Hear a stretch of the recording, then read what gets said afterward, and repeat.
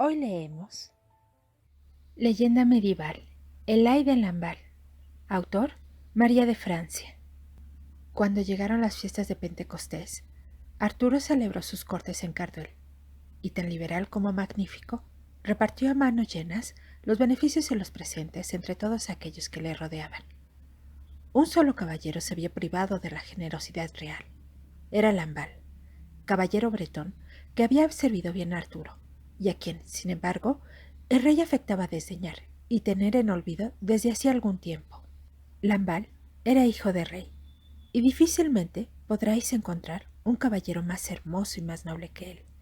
Pero como no recibía nada del rey, y nada le pedía, falto de recursos, se vio reducido a tal necesidad que hubo de abandonar la corte de su soberano. Partió, pues, sin despedirse de nadie, y sin saber siquiera hacia dónde se dirigía. De esa manera erró a la aventura durante más de mediodía. Por fin, encontró una verde y amena ribera, y descendió hasta ella para dejar pastar y reposar a su caballo. Él también quiso descansar. Se tendió en la hierba, y con el rostro apoyado en la mano, contemplaba correr las aguas, lleno de tristeza, y pensando continuamente en su desdichada suerte. Un ruido súbito que oyó cerca le hizo volver la cabeza. Vio dos doncellas de resplandeciente belleza y vestidas ricamente. Las dos jóvenes se aproximaron a Lamballe y después de haberle saludado graciosa y amablemente, le rogaron en nombre de su señora que las acompañara a una tienda que se alzaba no muy lejos de allí. Lamballe, desconcertado, siguió a las jóvenes sin acordarse de su caballo. Encontró un pabellón de seda, rematado por un águila de oro. Dentro, sobre un lecho también de oro, estaba la mujer más bella que ojos humanos podían siquiera soñar. Flor de lis y rosa recién brotada, parecía a un tiempo. Un manto doble de armiño y púrpura de Alejandría cubría sus espaldas, y como el calor había hecho que entreabriese un poco los pliegues, el ojo atónito podía contemplar una piel más blanca que el armiño que la cubría. El caballero estaba tan impresionado que no podía ni avanzar ni hablar. Ella lo llamó. Lamballe, sois vos a quien vengo a buscar. Os amo, y pronto os daré tales pruebas de mi amor que vuestra suerte será digna de envidia por parte de ese Arturo, que os desdeña, y por parte de todos los reyes de la tierra. Estas dulces palabras sacaron al caballero de su éxtasis, y como un rayo, inflamaron súbitamente su corazón. Respondió la dama que si él lograba la enorme felicidad de obtener su amor, jamás le ordenaría una cosa que él no cumpliera, y aseguró que solo deseaba ya en la vida no separarse jamás de ella. Las doncellas entraron en aquel momento llevando magníficos vestidos. Lamballe se revistió con ellos y parecía 1000 veces más hermoso aún. Pronto se sirvió la comida.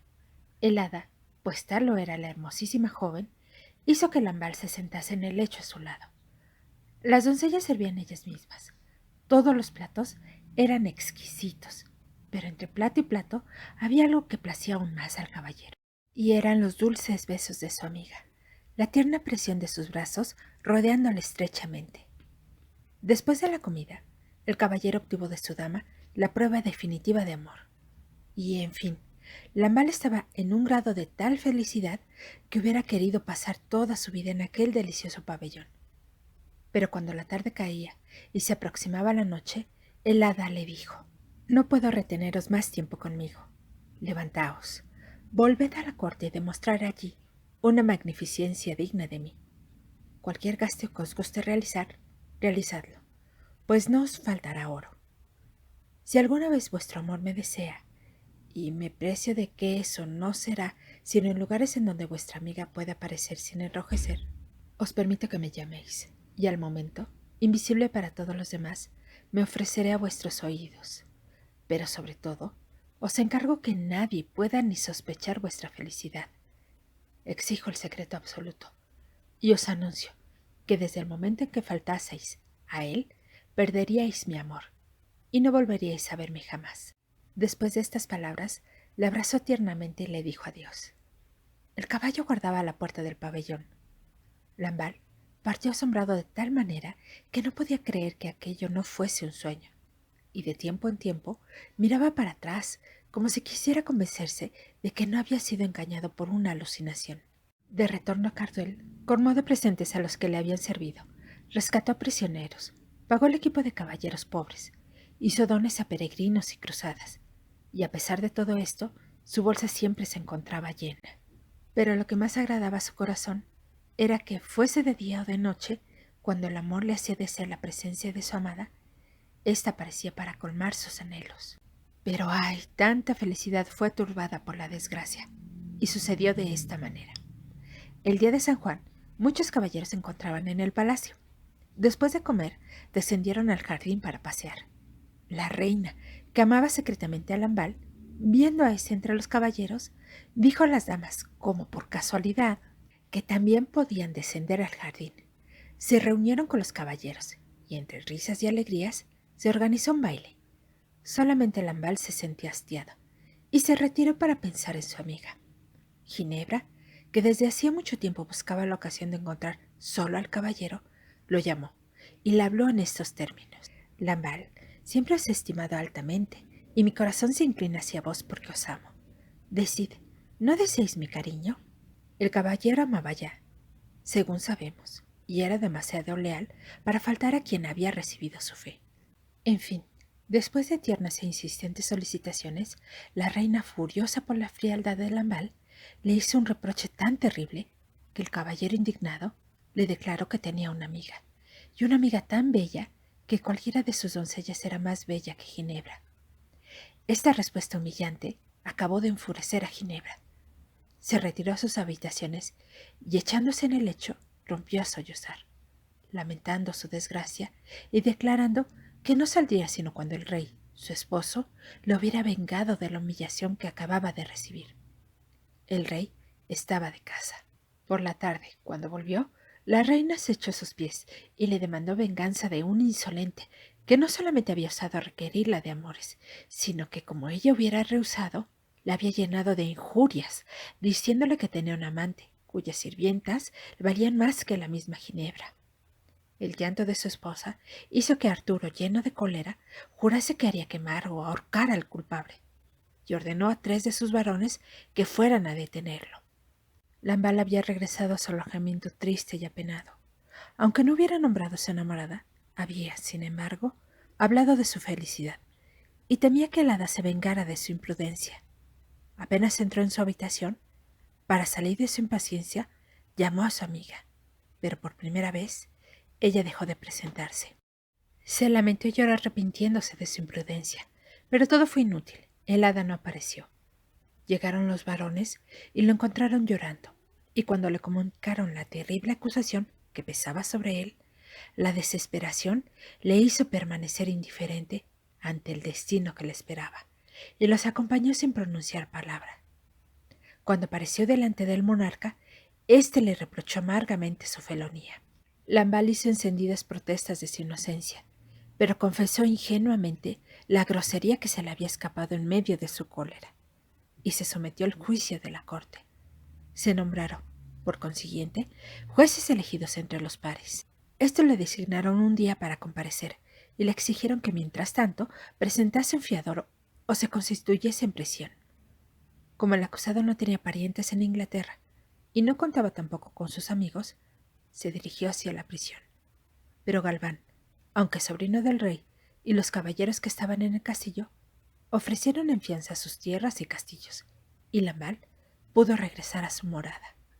Estaba tan profundamente afligido que los amigos que le acompañaban y que se proponían hacerle algún reproche sobre su indiscreción, se vieron obligados, por el contrario, a exhortar a que tuviera paciencia y recobrar el ánimo.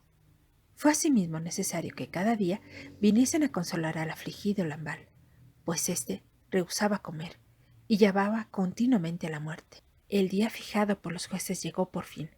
Los varones se reunieron, y los caballeros que habían salido fiadores de Lambal vinieron a representarlo. Arturo mismo quiso presidir la sesión. Instigado por su esposa, que se encontraba presente, él mismo animó a los jueces a que castigasen al felón. Se interrogó al acusado, y después se le hizo salir para proceder a la votación de la sentencia. Estos bravos guerreros tenían, sin embargo, reparo en condenar a una muerte deshonrosa a un caballero tan noble y, además, extranjero. Varios pensaron que la prisión sería bastante, Otros, para intentar la salvación de Lambal, opinaron que debía instársele a que presentara a su amiga, a fin de que se pudiera comparar con la reina, y ver si la afirmación de que se le había acusado era cierta. Pero desgraciadamente, Lambal no podía hacerla parecer, y se procedió a dictar sentencia.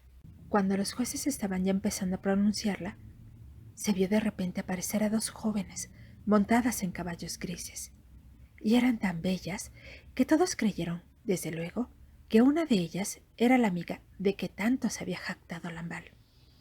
Las doncellas se presentaron delante del rey y le anunciaron la llegada de su señora, pidiéndole alojamiento para ella.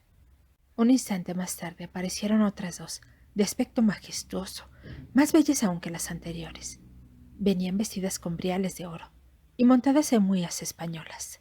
El monarca, a quien demandaron hospedaje para ellas y para su señora, fue a conducirlas por sí mismo, y después volvió a la sala del juicio, como si temiera que Lambal pudiera escapar a su venganza.